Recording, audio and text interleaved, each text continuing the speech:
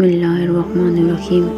رسول اللہ صلی اللہ علیہ وآلہ وسلم نے فرمایا، اللہ تعالیٰ فرماتے ہیں میرے ذکر کے لیے وقت نکالو، میں تمہارے کاموں میں برکت عطا کروں گا، ورنہ دنیاوی کاموں کی کثرت تم پر اس قدر مسلط کر دوں گا کہ تمہیں فرصت ہی نہ ہوگی اور سکون سے محروم ہو گئے۔ جس نے وضو کرنے سے پہلے پہلا کلمہ پڑھ لیا، اللہ تعالیٰ وضو کے ہر قطرے پر ایک فرشتہ کھڑا کر دے گا جو قیامت تک کلمہ پڑھتا رہے گا، جس کا ثواب کلمہ پڑھنے والے کو اور سب کو بتانے والے کو قیامت تک ملتا رہے گا۔ حضرت محمد صلی اللہ علیہ وآلہ وسلم پر درود بھیجنا۔ ایک روز حضرت جبرائیل علیہ السلام آپ صلی اللہ علیہ وآلہ وسلم کے پاس آئے اور کہا کہ میں دنیا کے سارے درختوں کے پتے گن سکتا ہوں، پانی کے قطرے اور ریت کے سارے ذرے گن سکتا ہوں، لیکن اس شخص پر اللہ تعالیٰ کی رحمتوں کی تعداد نہیں گن سکتا جو آپ صلی اللہ علیہ وآلہ وسلم پر درود بھیجتا رہتا ہے۔ سبحان اللہ۔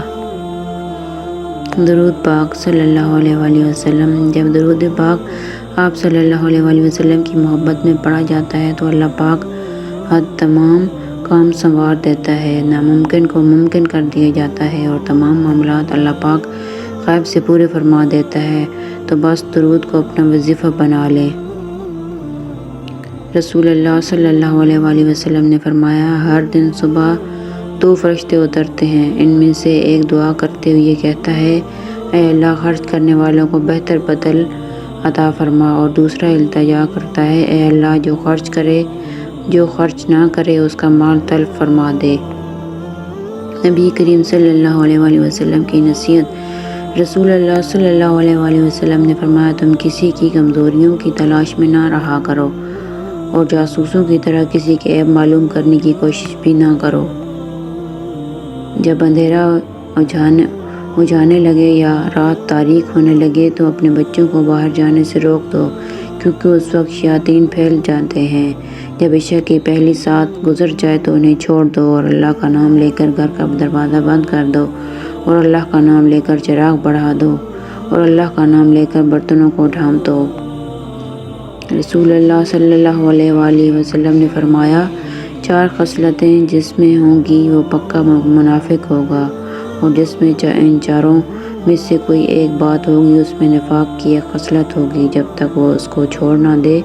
امانت میں خیانت، بات بات پر جھوٹ بولنا، عہد توڑنا اور جھگڑے کے وقت گالیاں دینا۔ سفیان کے ساتھ شعبے نے بھی اس حدیث کو احمد سے روایت کیا ہے۔ رسول اللہ صلی اللہ علیہ وآلہ وسلم نے فرمایا، جس شخص کے دل میں رائی کے دانے برابر بھی تکبر ہوگا وہ جنت میں نہ جائے گا۔ اس پر ایک شخص نے سوال کیا، اے اللہ کے رسول، ہر شخص چاہتا ہے کہ اس کا لباس اور جوتے وغیرہ اچھے ہوں، تو کیا وہ بھی جنت میں نہ جا سکے؟ اس پر رسول اللہ صلی اللہ علیہ وآلہ وسلم نے فرمایا، یقیناً اللہ خوبصورت ہے اور خوبصورتی کو پسند فرماتا ہے۔ تکبر کا مطلب یہ ہے کہ بندہ حق کو ٹھکرا دے اور لوگوں کو حقیر سمجھے۔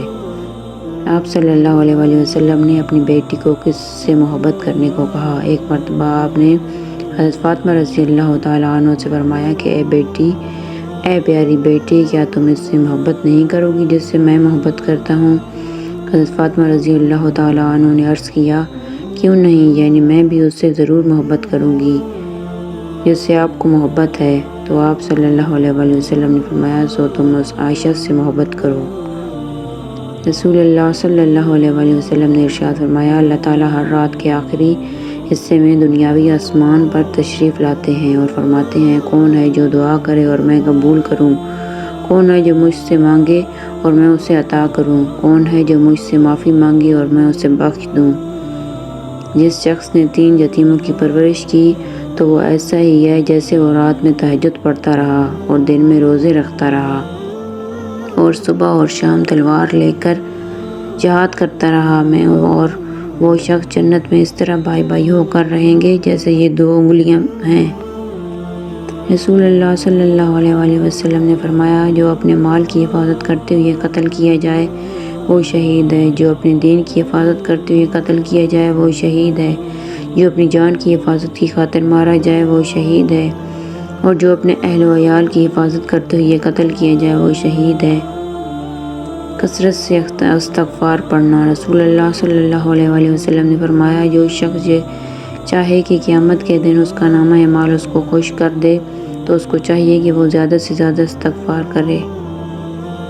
مسلمانوں، اگر تم میں سے کوئی چاہتا ہے کہ وہ اللہ سے باتیں کرے تو اس کو لازم ہے کہ وہ قرآن پڑھے۔ رسول اللہ صلی اللہ علیہ وآلہ وسلم نے ارشاد فرمایا، لوگوں، انسان کو دنیا میں ایمان اور عافیت سے بڑھ کر کوئی نعمت نہیں دی گئی، اس لیے اللہ سے ان دونوں چیزوں کی دعا کرتے رہا کرو۔ رسول اللہ صلی اللہ علیہ وآلہ وسلم نے کبھی کسی کھانے میں عیب نہیں نکالا۔ اگر آپ کو کھانا اچھا لگتا تو اسے کھا لیتے ورنہ چھوڑ دیتے۔